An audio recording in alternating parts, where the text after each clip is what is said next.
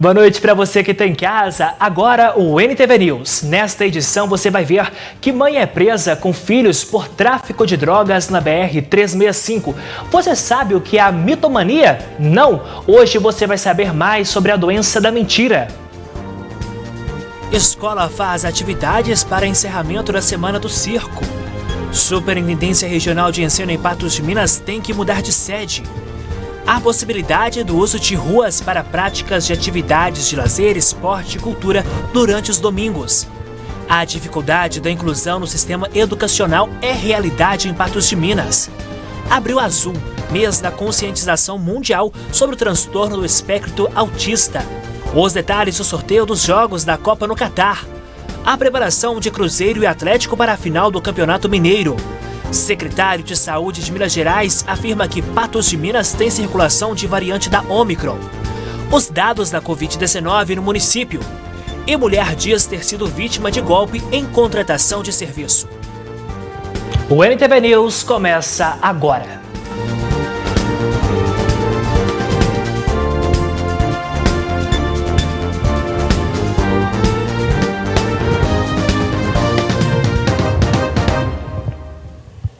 Histórias, causos, balelas, invencices ou simplesmente mentiras. Celebradas no dia 1º de abril, elas foram contadas durante toda a história da humanidade. Em excesso, podem indicar transtornos psicológicos graves, além de trazer sérias consequências para quem conta. Você que está em casa, sabe o que é a mitomania? Não? Confira na reportagem. Por acaso, você já mentiu alguma vez na vida? Ah, fala sério, viu? Tenho certeza que já. Nossa, gente, pergunta difícil. Nossa, para. Não, mentir é feio. Não é certo mentir, não. Melhor ser sincera. Já, ué. Mesmo que for uma coisa boa, mentirinha saudável. Saudável. Será que uma mentirinha para não magoar alguém pode ser algo saudável? De acordo com especialistas, isso vai de cada pessoa, é subjetivo. Só que existem pessoas que mentem o tempo todo e às vezes até sem perceber. Elas não sabem, mas elas podem estar sofrendo de uma patologia, uma doença chamada mitomania. Quando o indivíduo ele mente compulsivamente, o que acontece? Ele se perde na realidade, ele se perde o racional da situação, ele perde a racionalidade da situação, ele sai da realidade. Então, por isso se torna uma patologia. E o que é importante observar? A frequência com que isso acontece. De acordo com essa psicóloga, a mentira sempre aparece quando a pessoa tem medo de contar a verdade. Porém, não tem medo de ser pega mentindo. Ela não sente culpa por essa mentira, ela vai contar uma história, ela fantasia aquela história, cria vários finais para uma história, ela não se importa com o outro que está ali, não sente culpa. Então, são algumas coisas que pode se observar no mitomaníaco. A especialista conta que é possível identificar a doença em uma simples conversa. É porque a pessoa que tem esse distúrbio acaba criando fantasias demais dentro de um próprio assunto. No decorrer da terapia, você vai descobrindo a partir das demandas que o paciente está te trazendo. Como é que a gente faz isso? Através de anamnese, através de algumas técnicas, vamos citar o exemplo de um questionamento socrático, de observações. Isso vai nos ajudando a entender o que aquele paciente tem. O próprio discurso do paciente ele vai te mostrando isso. Quem diagnostica?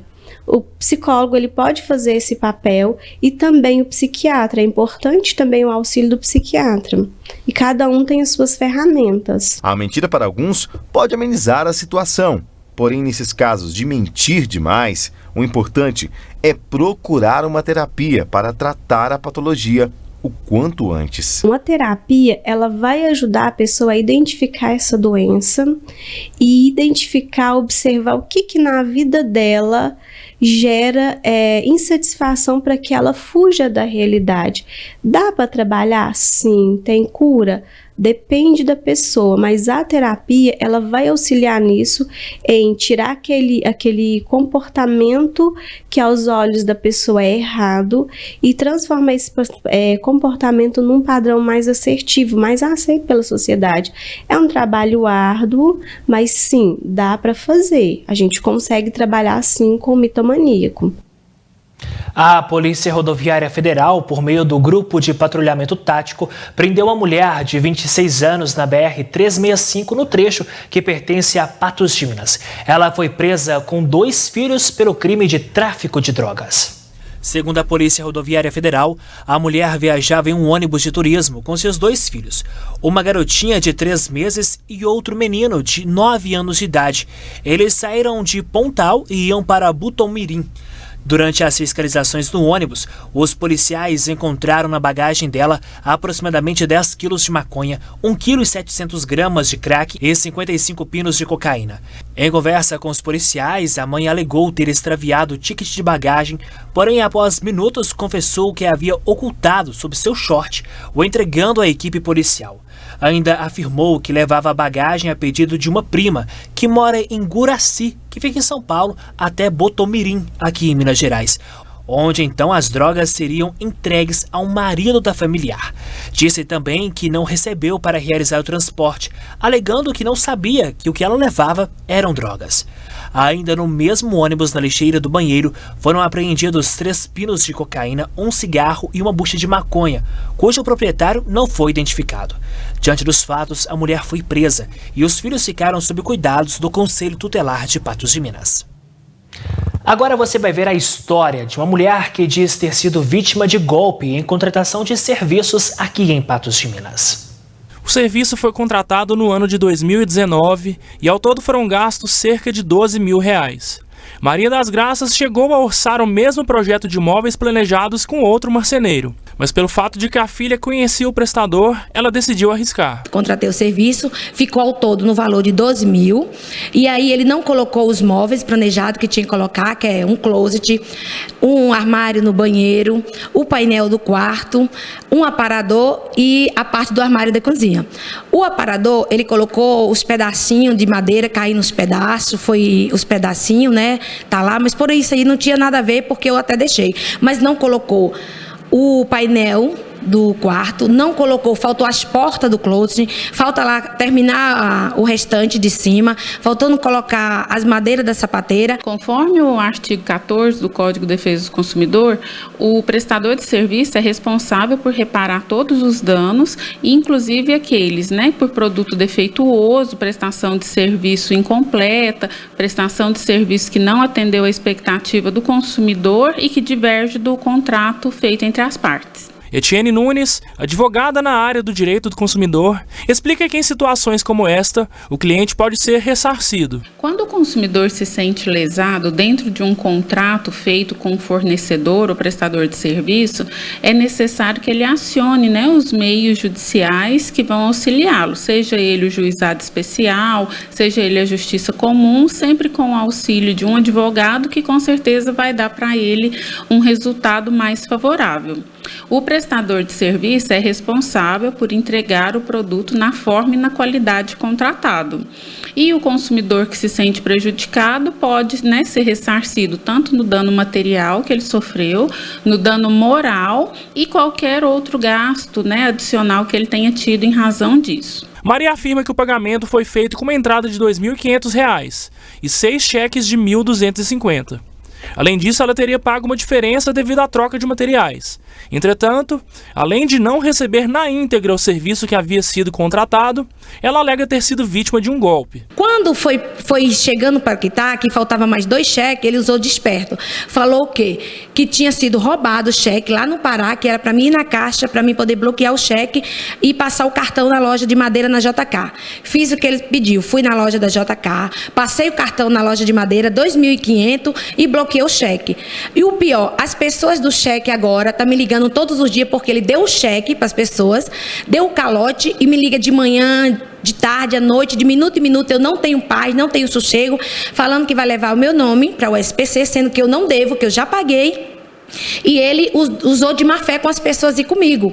O pior, nunca devi para ninguém e ele não terminou os móveis, não colocou, tomei o prejuízo, tá lá. Neste caso, o marceneiro pode responder pelo crime de estelionato. Prejuízos gerais, como a cobrança de um valor indevido, né, tem os mecanismos próprios e dependendo do grau, né, que a pessoa usou de artifício para recobrar essa dívida, pode em alguns casos evoluir para um crime de estelionato que deve ser investigado pela Delegacia de Polícia Civil. Segundo Maria das Graças, a loja do marceneiro chegou a mudar de nome 2 vezes e ela afirma que outros clientes da loja teriam sido prejudicados da mesma maneira. Todos os dias que a gente liga para ele não atende o telefone, ele não atende, a gente vai na loja, só tem funcionário, quando chega lá tem mais gente, que ele está passando a perna, mais de 5 pessoas e muito mais. Essa é que eu já encontrei na loja e não paga e fala assim, a semana que vem, e nunca resolve a semana que vem. Ela relata que a última vez em que a filha conversou com o marceneiro,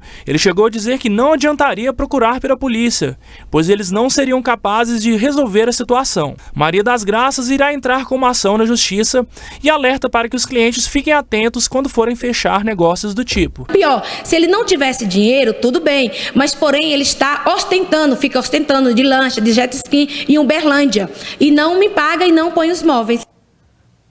Ainda hoje, a dificuldade da inclusão no sistema educacional é realidade em Patos de Minas. Abril Azul é o mês da conscientização mundial sobre o transtorno do espectro autista. E você vai ver que a Superintendência Regional de Ensino tem que mudar de sede.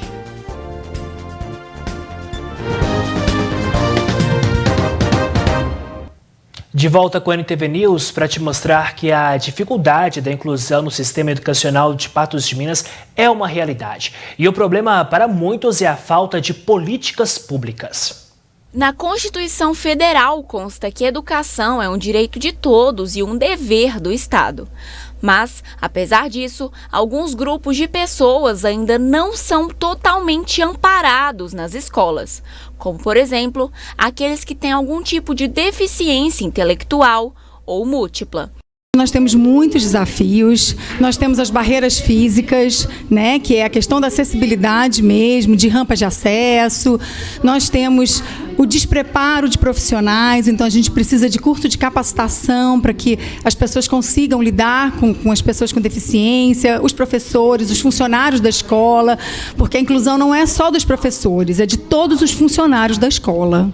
Não longe dessa realidade, Daniana conta que seu filho, Pedro, também encontra barreiras para estudar, uma vez que tem autismo e necessita de uma maior atenção.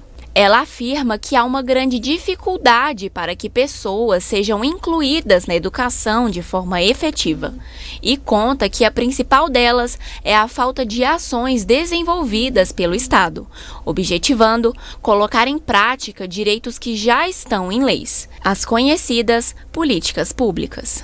A gente encontra ainda, infelizmente, muitos desafios pela frente, né, se tratando das políticas públicas, do apoio das pessoas que têm esse engajamento para poder nos ajudar com essa questão. Mas o Pedro, ele encara tudo isso com muita alegria. O Pedro, ele é uma criança extremamente alegre, ele é muito curioso e ele tem assim uma disponibilidade.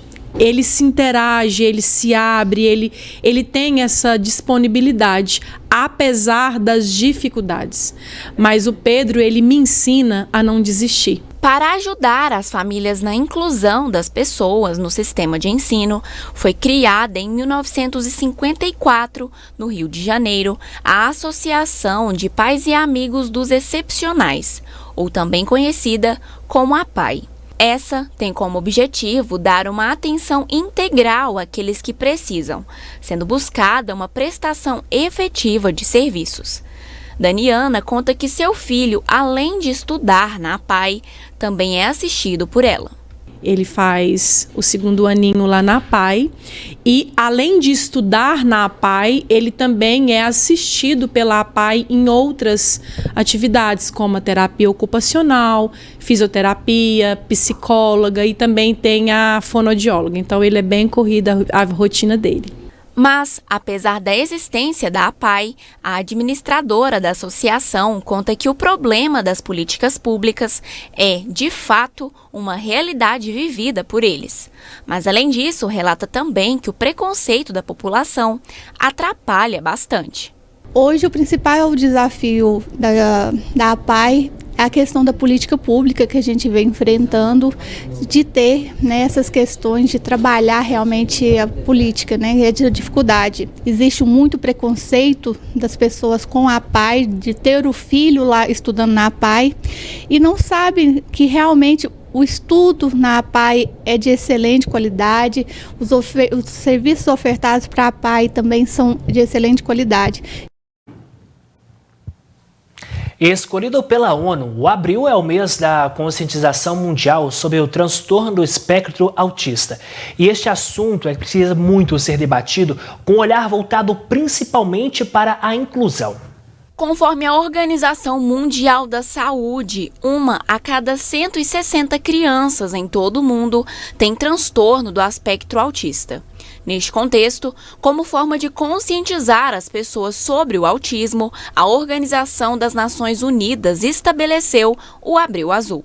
Tal época objetiva dar uma maior visibilidade ao transtorno, que, segundo o neuropediatra, tem sinais como atraso da fala e movimentos repetitivos. Aquela criança que quando está brincando com os coleguinhas ela não interage, tem uma dificuldade de socialização, ela pode apresentar comportamentos repetitivos e repetitivos, seja ela balançar as mãos, emparelhar objetos, balançar o corpo, dentre outros. Mas o principal é a socialização e a interação. Não quer dizer que a criança tem atraso de fala que ela vai ser autista, não quer dizer que a criança tem movimentos repetitivos que ela é autista, mas é muito importante o acompanhamento com o pediatra, para o pediatra está vendo esses marcos do desenvolvimento e apresentando esses sinais de alerta, encaminhar até o neuropediatra para a gente avaliar se realmente está dentro do espectro ou não. Maura Verônica é vice-diretora da Associação dos Autistas Esperança Azul, em Patos de Minas. Ela conta que vive a realidade dentro de casa, com Davi, de 3 anos. Além disso, relata que há momentos em que a convivência com o filho é de maior dificuldade, mas afirma que viver com quem tem uma carga muito grande. Tem os momentos onde eles ficam nervosos, que mais identifica com a gente tem que ter aquele cuidado com aquela criança, saber até como falar com ele no momento de nervoso, a gente tem que saber. Se eu alterar o meu tom com ele, ele vai ficar mais nervoso ainda. O autista, ele é uma criança que tem um amor que só quem está perto consegue identificar esse amor que ele é. Todo mundo taxa o autista como uma criança birrenta, mas o autista não é uma criança birrenta. O autista é uma criança maravilhosa. Quem não quer conviver com o autista não sabe o que está perdendo viver com a criança do seu lado. Dedicar o mês de abril ao tema objetiva o conhecimento sobre ele, para que assim se tenha uma maior conscientização. Cleide conta que é importante debater sobre o TEA, uma vez que o número de autistas no mundo está crescendo. Além disso, afirma que a Associação dos Autistas Esperança Azul tem vários objetivos. Dentre eles, conseguir um diagnóstico efetivo do transtorno com a ajuda de profissionais. Hoje no Brasil houve uma crescente de 33,2%. Isso equivale a quase 2 milhões de autistas no Brasil. E a nossa obrigação como associação que dá esse acolhimento é estar ajudando essas famílias que têm dúvidas, chegar a um diagnóstico, porque não tem nada pior do que a dúvida. O diagnóstico, muitas vezes, e na maioria das vezes, é sofrimento? Sim. A aceitação é sofrimento? Sim. Mas o não diagnóstico e a dúvida é pior. Então, quando você tem a certeza, você procura os caminhos corretos, as terapias corretas, adequadas, para uma evolução e a melhoria de qualidade das crianças. O TEA é um distúrbio do neurodesenvolvimento. Sendo assim, o médico complementa que para o diagnóstico deste é necessária uma avaliação com uma equipe multidisciplinar, abarcando profissionais como pedagogo, fonoaudiólogo e psicopedagogo. Não existe um exame de imagem, porque muitos pais ainda falam, vamos fazer uma tomografia, vamos fazer uma ressonância ou uma eletro. É importante ressaltar que o diagnóstico é clínico.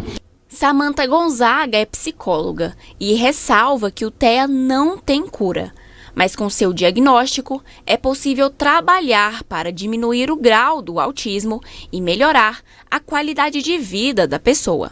O autismo não tem cura, mas ele tem tratamento. E os tratamentos estão cada vez mais envolvidos para promover essa qualidade de vida maior para as crianças.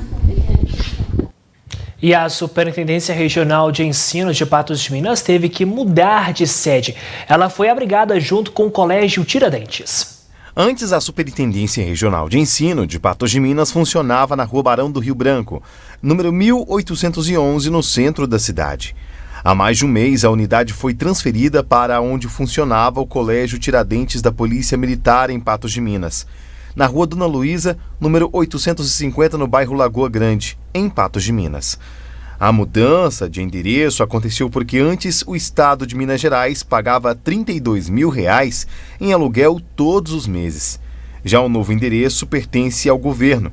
As tratativas para a mudança começaram em 2019.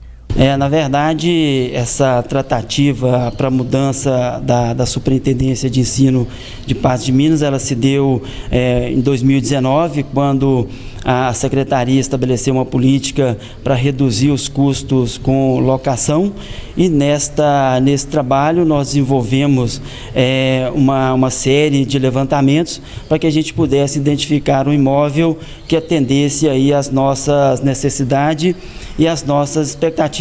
Foi quando surgiu, então, a possibilidade de realizar uma permuta com o Colégio Tiradentes, que também tinha uma necessidade naquela ocasião de ampliar aí as suas demandas.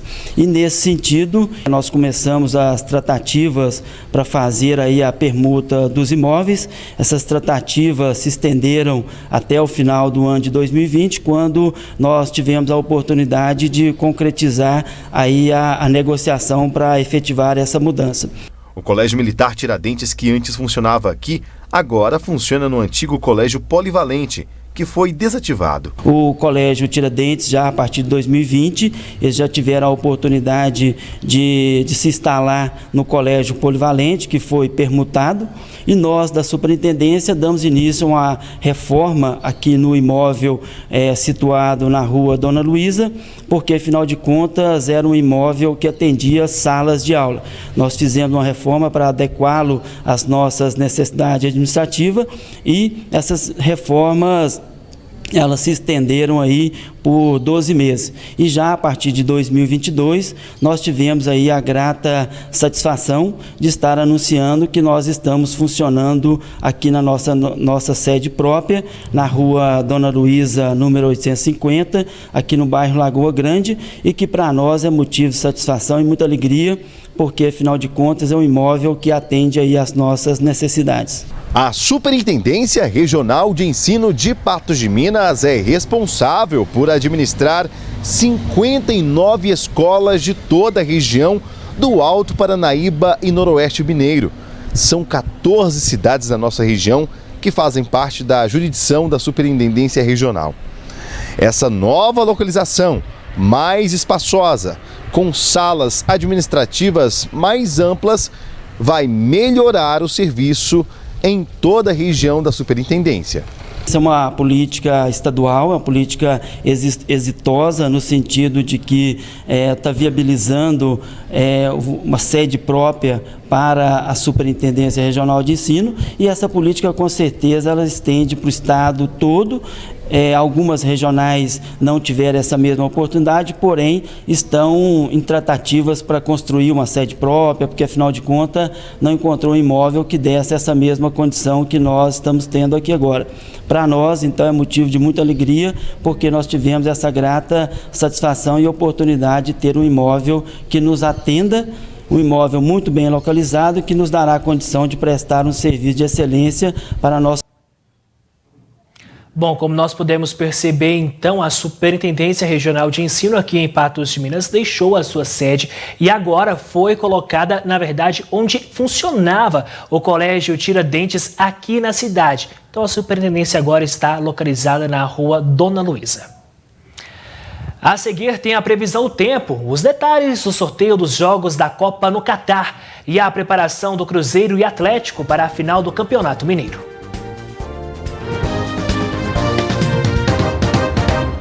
Notícias, informações, entretenimento, esporte, lazer. Tudo é cultura e educação.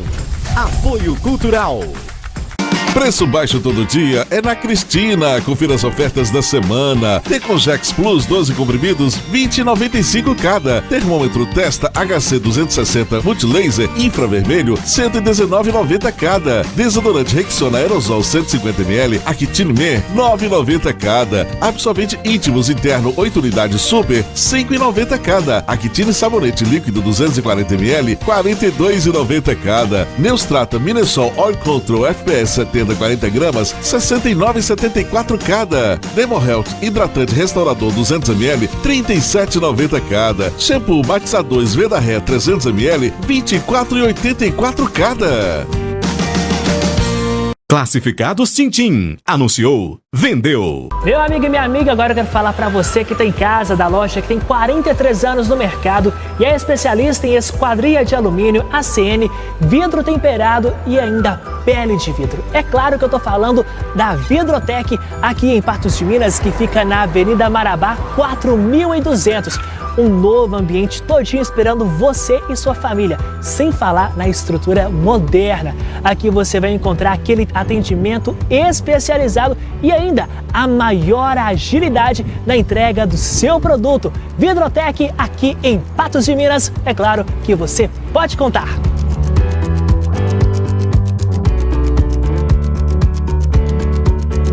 Sabe qual é a diferença entre ter uma pós-graduação do Unipan e não ter? É simples. Sem ela, você é o Rogério. Com ela, você é o Rogério.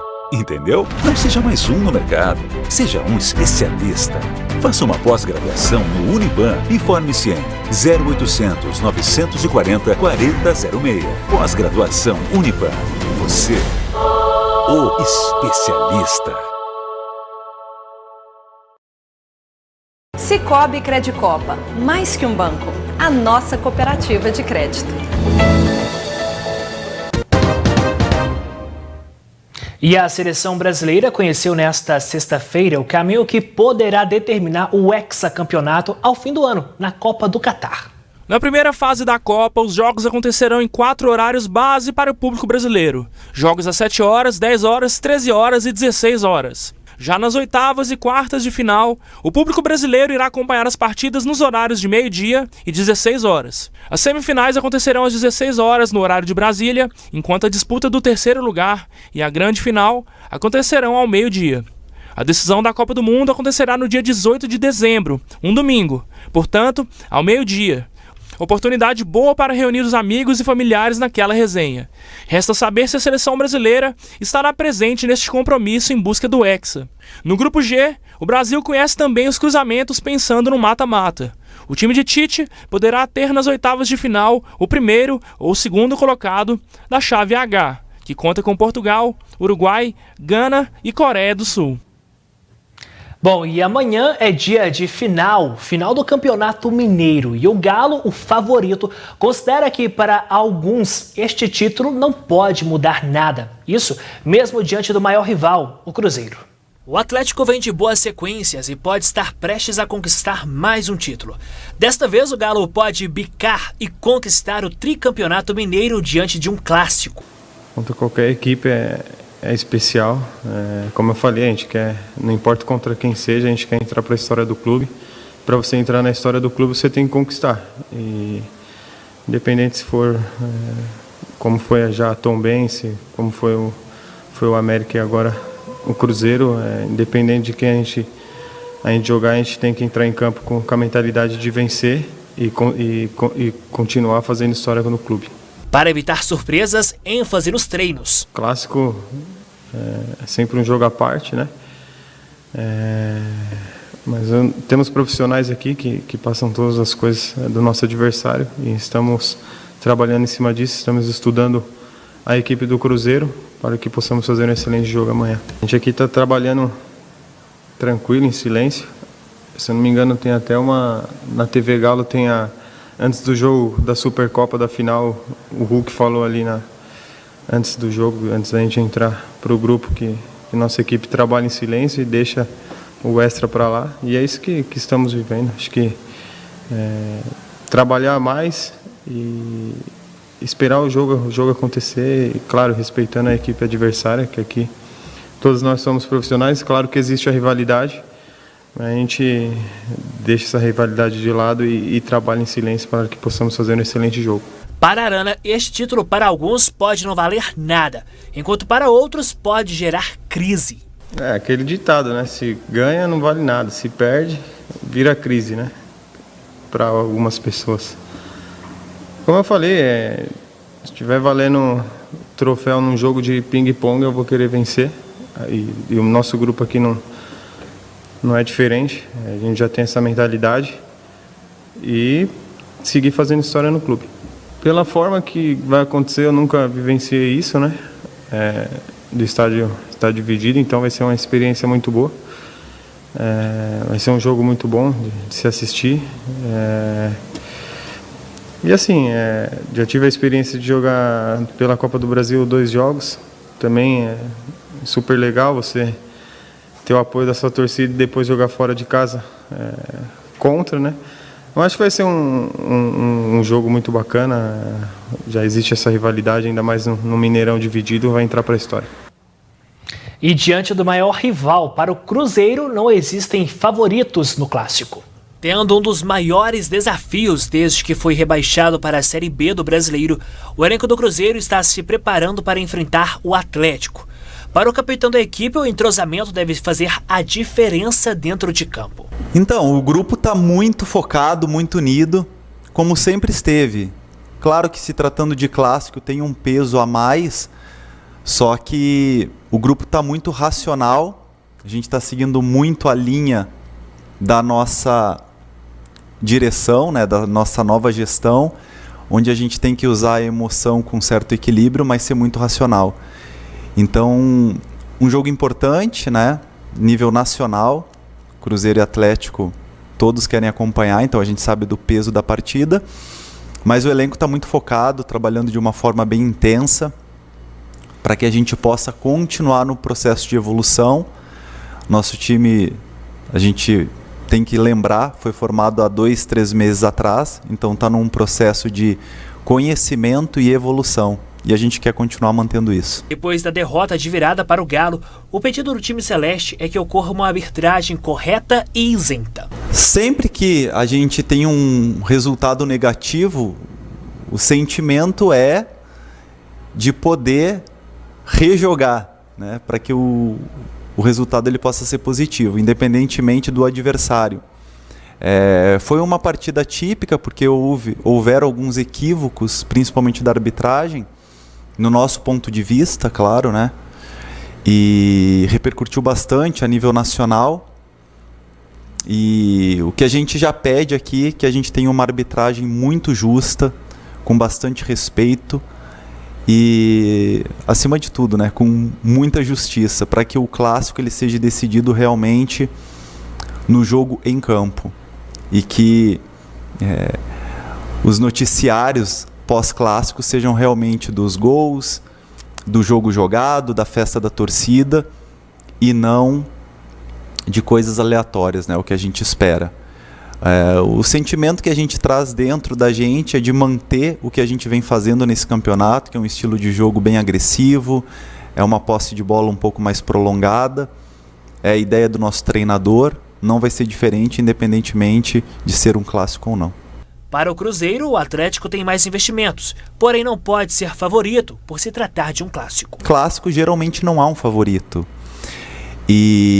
mas a nossa linha de pensamento é a mesma do nosso professor. O favoritismo, lógico, até mesmo pelo investimento que o patrocinador master do nosso rival tem feito, tem injetado realmente muito dinheiro e ele vai cobrar porque ele vai querer resultados em cima disso. Então a pressão lógica é para cima deles. E no favoritismo, toda a imprensa, né, no Brasil inteiro está falando que o Atlético é favorito, que se ele não vencesse o estadual ia ser um desastre, isso a imprensa tem falado. E até mesmo pelo aporte financeiro, pelos investimentos que o patrocinador master do clube lá tem feito, a responsabilidade é 100% deles, concordo plenamente com o nosso treinador. E para nós é um jogo importante, principalmente por causa dos nossos torcedores, que a gente vai dar realmente o nosso sangue, mas lembrando que o nosso objetivo da Nação Azul é retornar para a Série A, e deste favoritismo como a imprensa mesmo tem deixado para a parte de lá. Bom, vamos mudar de assunto agora. Nessa nossa primeira edição, nós estamos ao vivo e neste momento chove em Patos de Minas. Vamos ver como fica a previsão do tempo para este sábado e domingo em Patos e nos municípios vizinhos.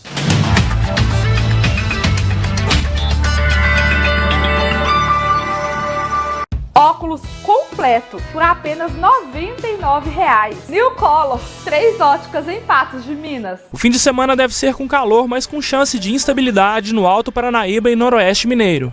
De acordo com o IMET, o aumento na nebulosidade pode provocar chuva isolada.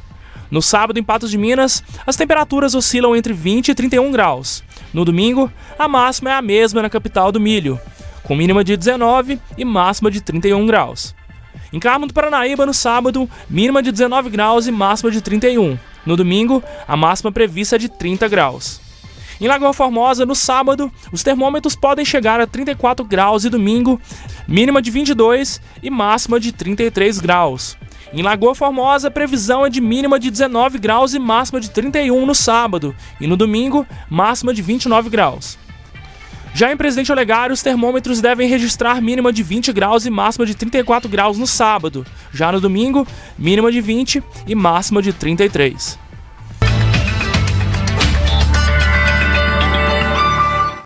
Depois do intervalo, os dados da Covid-19 e o secretário de Saúde afirma que Patos de Minas tem circulação de variante da Ômicron.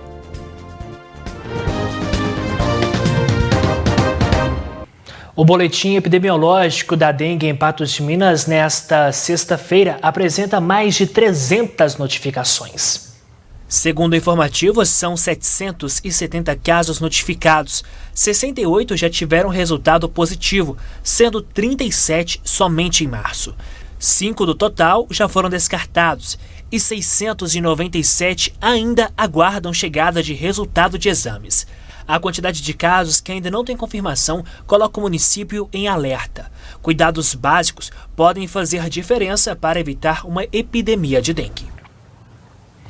E a 24ª campanha de vacinação contra a influenza será realizada neste ano, entre o dia 4, próxima segunda-feira, e o dia 3 de junho. Em Patos de Minas, cerca de 26 mil idosos devem ser vacinados contra o vírus. Em conjunto dessa vacinação, vai acontecer a imunização contra o sarampo. Em Patos de Minas, os trabalhadores de saúde que vão se vacinar contra a gripe e contra o sarampo são, em média, 14 mil. A campanha de vacinação contra a influenza e sarampo vai começar no próximo dia 4 de abril em todo o Brasil. Faz parte do calendário de vacinação do Ministério da Saúde e é importante todas as pessoas que estão no grupo prioritário irem se vacinar. Só em Minas Gerais, 8 milhões de pessoas estão aptas a receber a vacina. 26 mil idosos devem receber a vacina e 14 mil profissionais da saúde vão receber neste primeiro momento, nessa primeira fase de vacinação, e logo depois as datas seguem com crianças, gestantes. Eu vou conversar agora com a Lília, ela é gerente epidemiológica aqui de Patos de Minas. Essa vacinação então começa no dia 4, já atendendo os idosos e profissionais de saúde, né? Isso, a gente dá início a mais uma campanha, né, contra a influenza, e esse ano, junto à influenza, vem a vacinação da tríplice viral, que é contra o sarampo, né? Em primeiro momento vão ser vacinados os idosos e os trabalhadores de saúde. Depois vai seguir no calendário, tem as crianças, né, e as gestantes. Na primeira etapa é 1 mês de duração da campanha e no mês seguinte vão entrar as crianças, as gestantes, os doentes crônicos e os outros grupos elegíveis. Se a pessoa for cliente, por exemplo, é diabético e é frequentador de uma unidade de saúde, ele não necessita apresentar um relatório. Agora, caso seja uma pessoa que não seja usuário do SUS, é obrigatória a apresentação de uma receita, de um relatório, qualquer coisa que comprove aquela patologia. Quem pode tomar vacina? Inclusive, as pessoas que vacinaram contra a Covid-19, elas têm uma pausa aí para tomar a vacina da gripe e para tomar a vacina da Covid, ela tem que dar uma pausa também? Hoje não tem isso mais, né? No início da vacinação do Covid foi estipulado o intervalo, mas hoje não existe intervalo mais, salvo as crianças de 5 a 11 anos. É a meta imunizar 90% da população, né? Essas vacinas chegam gradativamente. A gente recebeu a primeira remessa, né, para dar início na segunda-feira e no decorrer da semana a gente recebe novas doses. É extremamente importante a vacinação, né?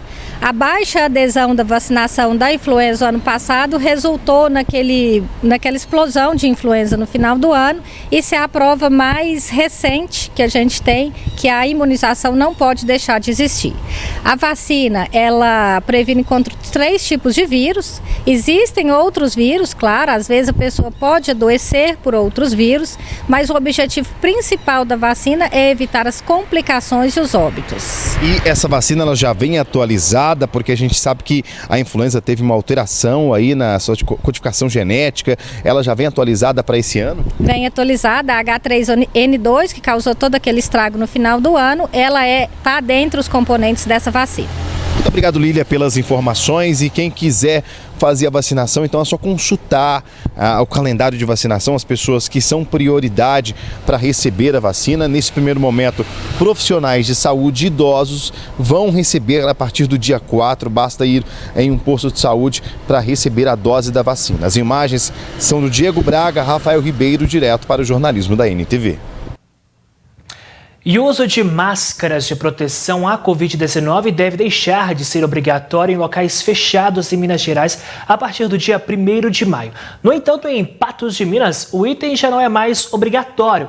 Isso mesmo diante de circulação de uma nova variante. Minas Gerais tem em circulação a cepa BA2, que é a variante da Ômicron. Nós já estamos com essa cepa, né, BA2, uma variante da Ômicron circulando aqui no estado de Minas. E a gente mantém aí o mesmo ritmo de queda de casos. Então, alguns cenários que a gente não tinha certeza da última coletiva e agora a gente já vem com essa certeza a partir de hoje. Para o secretário de Saúde de Minas Gerais, Fábio Baquerete, mesmo com a chegada do outono, não há perspectiva de aumento nos casos da doença. A tendência nossa não muda, mesmo com a circulação da BA2 em Minas Gerais. Ou seja, quando a gente olha a Inglaterra, houve um novo pico, uma nova subida e já está caindo de novo. A França também subindo, mas eles subiram com a BA2 e já estão caindo. Então eles não terão uma onda semelhante ao que foi vivenciado pela BA1, pela Ômicron, e Minas Gerais não está tendo uma mudança dessa onda. Isso é muito positivo, mesmo a gente estando aí em março e abril, que são os meses do outono, que a gente considera de doenças sazonais, não houve uma mudança em relação ao nosso gráfico, a nossa incidência de Covid. Quanto ao uso de máscaras de proteção à Covid-19, ela deve deixar de ser obrigatório em locais fechados em Minas Gerais a partir do dia 1º de maio. Os meses de março e abril são os meses que a gente mais se preocupa de doenças sazonais. Maio a gente já entra mais tranquilo com isso tudo. Então é uma novidade nossa, se tudo der certo, e vai dar dia 1º de maio, independente, qualquer município poderá, por decisão municipal, desobrigar a máscara em ambientes fechados. Lembrando que a máscara continua sendo opcional e eu, como médico e secretário, vou sempre incentivar o uso de máscara. Não é para ninguém sentir vergonha usar máscara, é algo normal e deve ser utilizada. Mas em Patos de Minas já há liberação do item. Patos de Minas tinha 70% quando desobrigou praticamente, Ipatinga ainda não, mas não houve um aumento, não houve uma mudança da curva. Então o vírus continua circulando menos, mesmo com a desobrigação. E mesmo com a variante BA2 circulando. Isso é muito importante. Vamos agora, então, atualizar os números da Covid-19 em Patos de Minas. Foram confirmados mais 7 novos casos, segundo o boletim epidemiológico desta sexta-feira. Os casos ativos estão em queda. Segundo o informe, 39 doentes se recuperam em casa. Ao todo, um patense está internado, sendo este em leito clínico, e nenhum está em leito de UTI. Também não houve a confirmação de óbitos, mantendo em 586 a quantidade de vidas perdidas desde o início da pandemia. Os casos tratados aparecem aí na sua tela e somam 30.613. A ocupação de leitos públicos por pacientes com a Covid-19 em Patos de Minas está em 2,22% nas UTIs e 0% nas enfermarias. Vamos também saber como está a ocupação hospitalar para todas as doenças, isso considerando as redes de saúde pública e particular. Dos 197 leitos clínicos disponíveis, 79,69% estão ocupados. E dos 72 leitos de UTIs disponíveis, 58,33% estão sendo utilizados neste momento. Os internados com confirmação para a Covid-19 ou suspeitos somam em 2 em leitos de enfermaria e um paciente em leito de UTI. E olha, a Prefeitura de Patos de Minas alterou os horários para a vacinação contra a Covid-19. Em comunicado, nesta sexta-feira, a pasta informou que a partir da próxima semana, que das 7h30 às 4 horas da tarde, a vacinação contra a Covid-19 vai acontecer nas unidades de saúde da família. Já das 7h30 às 6 horas da tarde, vai acontecer a vacinação, então, um pouco mais estendida nos bairros Nova Floresta, Jardim Itamaraty, Padre Eustáquio e Sebastião Amorim. Daqui a pouco, no último bloco do NTV News, a possibilidade do uso de ruas para práticas de atividades de lazer, esporte e cultura durante os domingos. E a escola faz atividades para o encerramento da Semana do Circo. Uma lei aprovada pela Câmara Municipal de Patos de Minas vai possibilitar o uso de ruas para práticas de atividades de lazer, esporte e cultura, isso durante os domingos. De autoria da vereadora professora Beth, o programa Rua para Todos irá possibilitar que qualquer rua da cidade seja fechada durante o domingo, das 10 às 16 horas, para a realização de práticas esportivas e culturais. O Rua para Todos ele surgiu assim da percepção, principalmente assim nos bairros mais distantes do centro da cidade, e que às vezes nem todos têm uma quadra, né, para jovens, nem vou falar, nas crianças e as famílias, os pais, sair com seus filhos, andar de bicicleta, socializar, né, alguma coisa que eles achem assim interessante.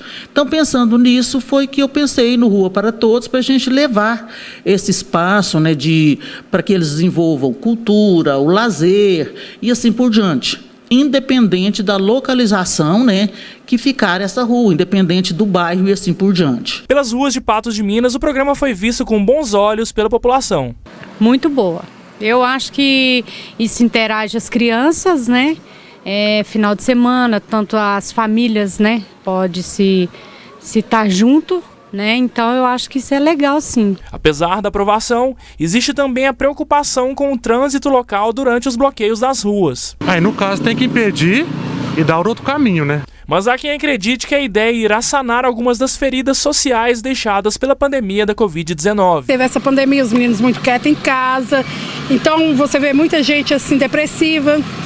E isso é ótimo, porque pelo menos eles vão estar saindo, vão estar se divertindo, vai melhorar um pouco, né?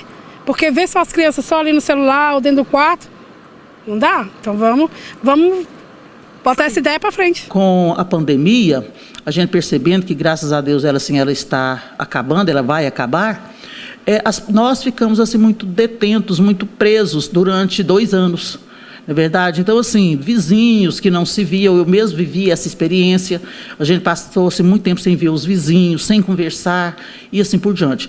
Então, foi pensando em tudo isso aí que surgiu a ideia do projeto. Publicado no Diário Oficial, o projeto de lei número 8.218 de 2022 já está em vigor. Falta agora o município determinar como irão funcionar os bloqueios dominicais e como serão realizadas as escolhas das ruas. Eu quero acreditar que o município não vai restringir, por exemplo, um bairro em detrimento de outros. Eu acredito que todos os bairros, todas as famílias que solicitar, né, que sejam desenvolvidas atividades lá, o executivo, aliás, o município vai liberar. Uma vez que a proposta é justamente isso, é a socialização, difundir a cultura e assim por diante. E em Lagoa Formosa, nesta semana, uma programação especial da Escola Municipal Zilca dos Santos Fonseca foi voltada para a comemoração do Dia Nacional do Circo. Nesta sexta-feira, o encerramento contou com a apresentação do grupo Tupã. O Dia Nacional do Circo é celebrado em 27 de março. E para comemorar a data, a Escola Municipal Zilca dos Santos Fonseca preparou uma semana inteira de programação dedicada ao mundo circense. Durante toda a semana, os professores trabalharam os conteúdos em sala de aula, trabalharam palavras, sons, letras e no ensino fundamental tudo possível também, inclusive biografia. E para encerrar a programação, a escola situada em Lagoa Formosa recebeu a visita de artistas do grupo Tupã de Patos de Minas, que prepararam números circenses de malabares, palhaçaria e até mesmo balé. Hoje nós tivemos o encerramento da Semana do Circo e foi muito legal que nós tivemos a alegria da participação do grupo Tupã de Patos de Minas. Foi muito interessante, as crianças gostaram muito e é sempre uma alegria trazer a cultura para as nossas crianças. Hoje nós viemos apresentar aqui na escola para comemorar a Semana do Circo. Criado há mais de 15 anos, o Grupo Tupã faz parte do Núcleo de Arte e Cultura do Centro Universitário de Patos de Minas, que dentre as principais atividades culturais exercidas estão as performances teatrais. E como parte da responsabilidade social do Unipan, lá do Núcleo de Arte e Cultura, onde eu trabalho, e o Grupo Tupã, juntamente com os outros atores que vieram também nas pernas de pau, fazer malabares, trazer um pouquinho da magia do circo para alegrar essas crianças aqui do ensino público, trazer um pouquinho de alegria, de arte, de cultura e contribuir com a responsabilidade social do Unipan. Hoje nós trouxemos a história O Palhaço Triste, nós tivemos também várias músicas dramatizadas, apresentadas, dançadas e cantadas. Foi assim muito interessante e o tema, o circo, é muito mágico, né? E por isso a alegria total das crianças. E já dá para imaginar como foi a reação das crianças, né? Eu não gostei, eu adorei, eu amei. Adorei as pernas de pau, os palhaços, a bailarina. Por meio da apresentação, a Gabriela já está até pensando em qual carreira seguir quando crescer. Eu acho que eu gostei da bailarina, eu acho que eu vou ser uma bailarina quando eu crescer. O principal objetivo da semana de festividades foi ampliar o imaginário das crianças com os principais elementos do circo. Para a diretora da escola, o evento trouxe benefícios para o aprendizado e divertimento aos alunos. Trabalhar um pouco da magia, né, do lúdico com as nossas crianças, principalmente da educação infantil. E também, é claro, o ensino fundamental, inicial, dos anos iniciais, eles também merecem ver essa magia. E, é claro, tudo trabalhado dentro dos conteúdos, né, dos conteúdos disciplinares para o melhor aprendizado das crianças. Baixe agora os aplicativos Patos Já e NTV, já disponíveis na loja de aplicativos do seu celular. Fique muito bem informado com as notícias de Patos e reveja toda a nossa programação por meio desses dois aplicativos. Além dos dois aplicativos, no patosja.com.br, acessando aí do seu computador, você também fica por dentro das notícias de Patos e de toda a nossa região. Reveja nossa programação também no @NTV Patos de Minas pelo Instagram. A nossa edição de hoje vai ficando por aqui. Eu e você temos um encontro marcado amanhã, sábado, a partir das 7 horas da noite. Muito juízo, a gente encerra essa edição com as imagens que marcaram Patos de Minas nesta sexta-feira, dia 1º de abril. Para você, uma boa noite e até amanhã.